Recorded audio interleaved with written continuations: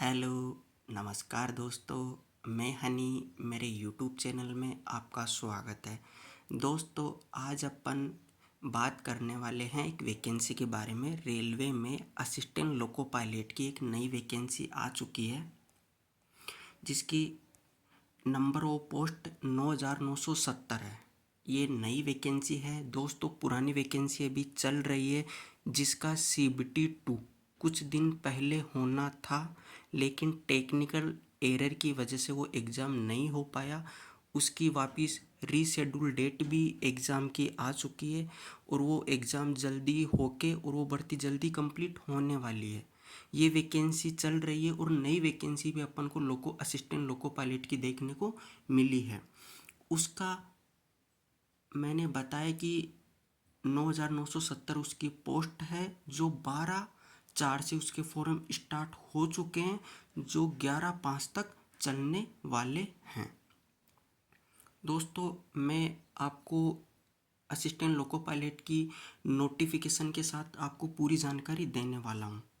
ये vacancy level 2 की है, जिसका पे स्केल 9,900 रुपये रहने वाला है। इसका मेडिकल स्टैंडर्ड दोस्तों A1, मतलब मैं बोलना चाहूँगा कि रेलवे में सबसे हार्ड A1 स्टैंडर्ड का मेडिकल होता है। और आपकी एज 1/7/2025 को 18 से 30 ईयर होनी चाहिए। वो जनरल एंड EWS की है, और जो अपनी कैटेगरी में आते हैं उसको एज रिलैक्सेशन मिल जाएगा, जो अपन नीचे डिस्कस करेंगे। और दोस्तों, मैं आपको ये बात भी बता दूं कि इसमें मेल एंड फीमेल दोनों फॉर्म अप्लाई कर सकते हैं। ये ऑल इंडिया लेवल की वैकेंसी है, और आपको RRB वाइज यानी रेलवे के जोन वाइज आपको अप्लाई करना है। वो भी अपन नीचे डिस्कस करने वाले हैं। अपन इसमें काम की चीज़ें डिस्कस करेंगे, ऐसे तो नोटिस बहुत बड़ा हो जाएगा। मैं A1 मेडिकल स्टैंडर्ड की बात करना चाहूँ तो आप स्क्रीन पे देख पा रहे हो, 6/6 विदाउट गिलास होनी चाहिए आपकी, जो मैं पहले ही ऊपर आपको बता चुका हूँ कि सबसे A1 रेलवे में सबसे हार्ड मेडिकल स्टैंडर्ड होता है। और अपन आगे चलने वाले हैं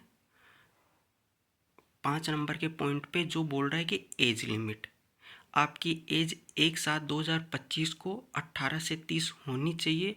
और किस किस कैटेगरी को कितना एज रिलैक्सेशन मिलने वाला है। SC/ST को 5 साल का मिलता है। ओबीसी के अंदर NCL को 3 साल का एज रिलैक्सेशन मिलेगा, वो अप्लाई कर सकते हैं। और अपन नीचे चलेंगे, बात आती है फॉर्म अप्लाई करने की फ़ीस कितनी लगेगी। तो मैं आपको बताना चाहूँगा, SC/ST एक्स सर्विसमैन फीमेल, इनकी 250 रुपये फ़ीस लगेगी। जो आपको CBT 1 यानी स्टेज 1 का एग्ज़ाम देने के बाद आपको रिफ़ंड हो जाएगी 250 रुपये, यानी आपको पूरी फ़ीस रिफ़ंड हो जाएगी। इसके अलावा जनरल हो गया, अदर कैटेगरीज भी है, इसके अलावा उसकी 500 रुपये फ़ीस लगेगी। जो फर्स्ट एग्ज़ाम CBT 1 देने के बाद में आप जो फॉर्म में जो अकाउंट ऐड करोगे, आप फॉर्म अप्लाई करोगे, उसमें अकाउंट की डिटेल मांगेगा, वो आप सही लगाना, उसमें आपके 400 रुपये रिफ़ंड हो जाएंगे। अब हम आगे बात करना चाहेंगे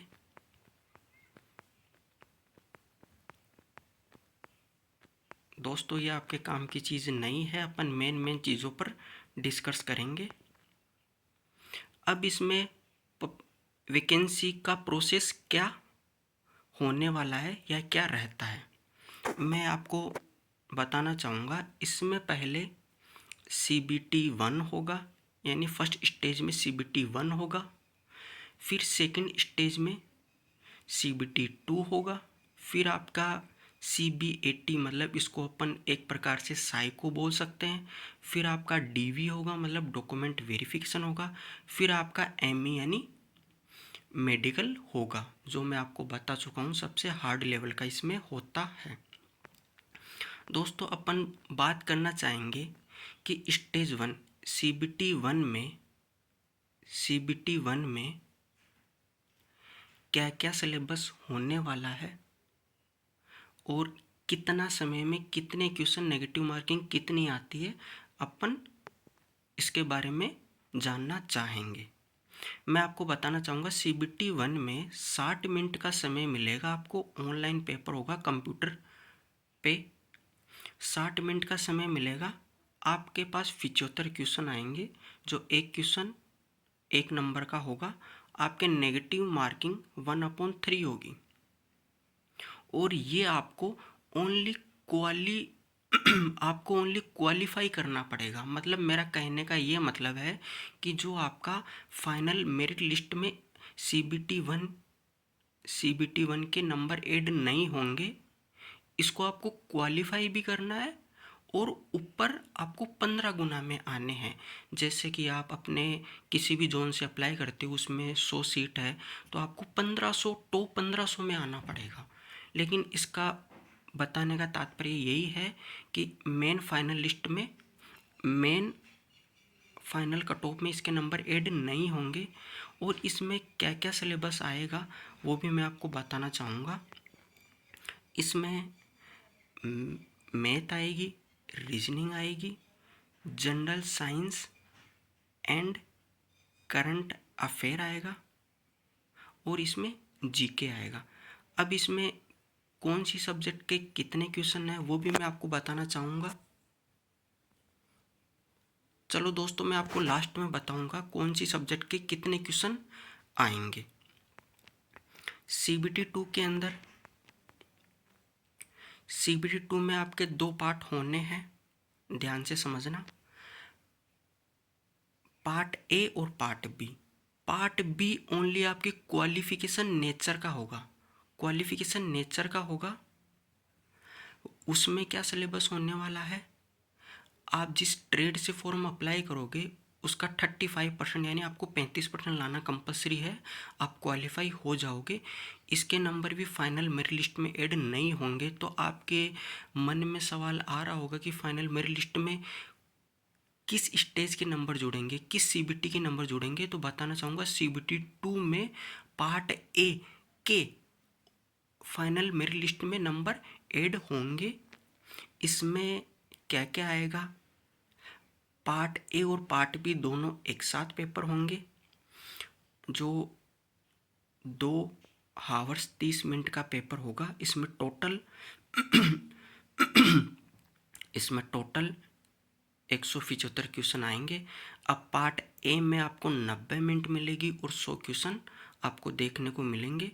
प्रत्येक क्वेश्चन 1 नंबर का होगा, नेगेटिव मार्किंग 1/3 होगी। पार्ट बी में 60 मिनट मिलेगी, आपको 75 क्वेश्चन देखने को मिलेंगे। एक क्वेश्चन 1 नंबर का होगा, 1/3 नेगेटिव मार्किंग मिलेगी, जो ओनली आपको क्वालिफाई करना है, क्वालिफाई नेचर का है, जो आपको 35% लाने हैं। इसमें भी किस सब्जेक्ट का कितना क्वेश्चन आएंगे वो मैं आपको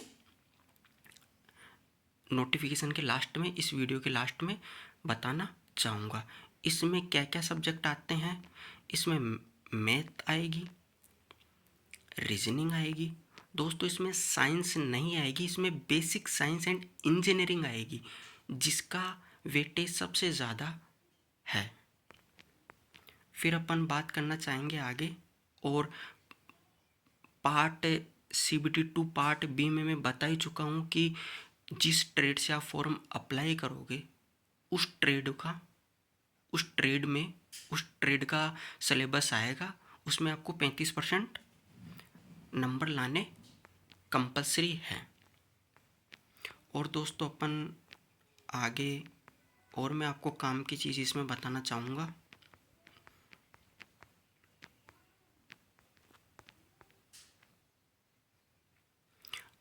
दोस्तों, यदि फॉर्म अप्लाई करते टाइम यदि कुछ भी, पहले तो मैं आपको यही बताना चाहूँगा कि फॉर्म भरते समय आपको ध्यानपूर्वक फॉर्म भरना है। फिर भी यदि आपसे फॉर्म भरते टाइम गलती हो जाती है तो आप कुछ को छोड़कर, मतलब कुछ डाटा को छोड़कर कुछ डाटा में आप सुधार कर सकते हो।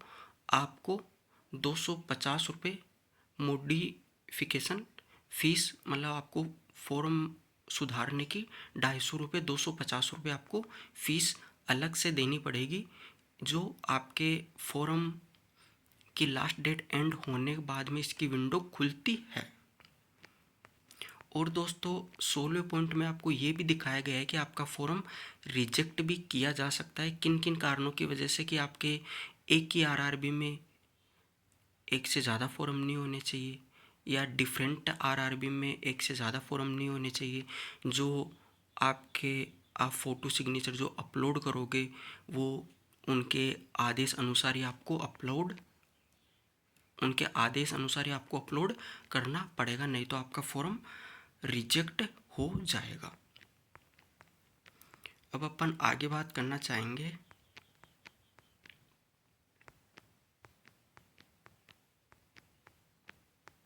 अब अपन इसमें बात करेंगे क्वालिफ़िकेशन की। दोस्तों, मैं आपको बता देना चाहता हूँ सिंपल लैंग्वेज में कि असिस्टेंट लोको पायलट की वैकेंसी है, लेवल 2 की है, पे स्केल 9,900 है, मेडिकल स्टैंडर्ड A1 है, जो अपन ऊपर डिस्कस कर चुके हैं। अब इसमें बात आती है क्वालिफ़िकेशन की कि कौन कौन इसमें फॉर्म अप्लाई कर सकते हैं। इसमें मेल एंड फीमेल दोनों फॉर्म अप्लाई कर सकते हैं, लेकिन कौन अप्लाई कर सकता है?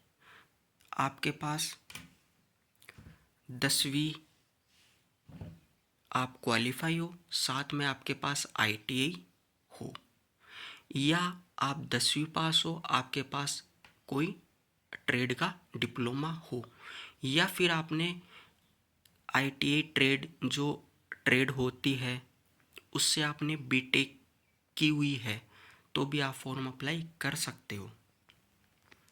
ये आपकी क्वालिफ़िकेशन होने वाली है। और दोस्तों, ये जोन वाइज वैकेंसी है, ऑल इंडिया की वैकेंसी है। ये रेलवे जोन वाइज वैकेंसी निकालता है और निकली हुई है, जो आपको फॉर्म भरते टाइम आरआरबी चूज़ करनी पड़ेगी। तो मैं आपको यही बोलना चाहूँगा कि आप आरआरबी एक बार अपनी पोस्टों को चेक करके फिर ही आप अपना फॉर्म अप्लाई करें। जैसे कि अहमदाबाद में जोन है WR UR की पोस्ट भी 223 देखने को आप देख पा रहे हो। SC की 76 है, ST की 37 है, OBC की 130 है, EWS की 33 है, टोटल 497 है, अक्सर उसमें इनकी 50 है। तो आप ऐसे प्रत्येक जोन की आप नंबर ऑफ सीट या वैकेंसी देख सकते हो, फिर ही अपना फॉर्म अप्लाई करना। टोटल वैकेंसी का मैं जिक्र कर चुका हूँ 9,970। इसमें एडिशनल 1,004 वैकेंसी है, वो एक्स सर्विसमैन की है।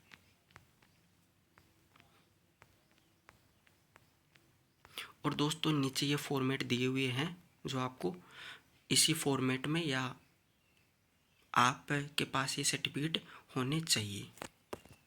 अब मैं बात करूँगा CBT 1 में कौन सी सब्जेक्ट के कितने क्वेश्चन आने वाले।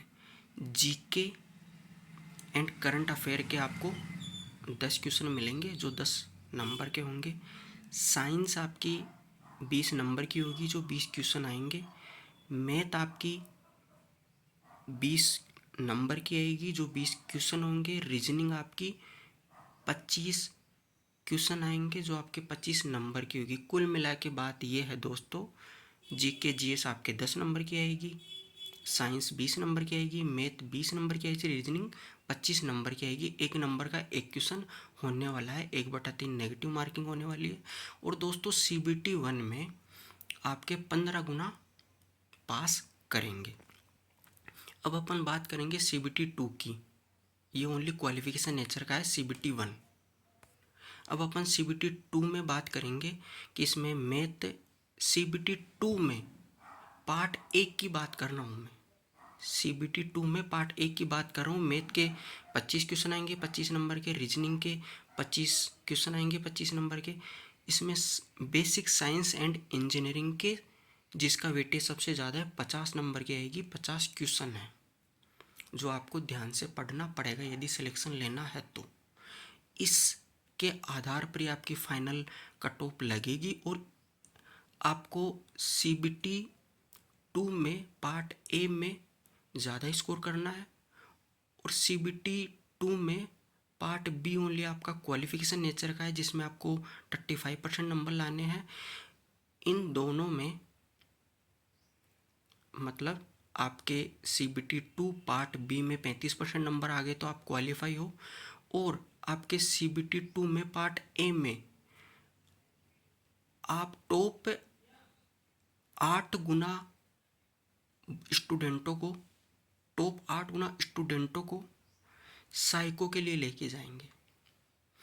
फिर आपको साइको क्वालिफाई करना पड़ेगा, फिर आपका DV होगा, फिर आपका मेडिकल होगा, फिर यदि इसमें भी एडिशनल स्टूडेंट रहते हैं तो आपकी फिर से कट ऑफ लगेगी और फिर आपका लास्ट चयन होगा। दोस्तों, मैं आपको असिस्टेंट लोको पायलट रेलवे की टोटल जानकारी दे चुका हूँ और ध्यानपूर्वक अपना फॉर्म भरें। वीडियो को देखने के लिए धन्यवाद। आपका दिन शुभ हो।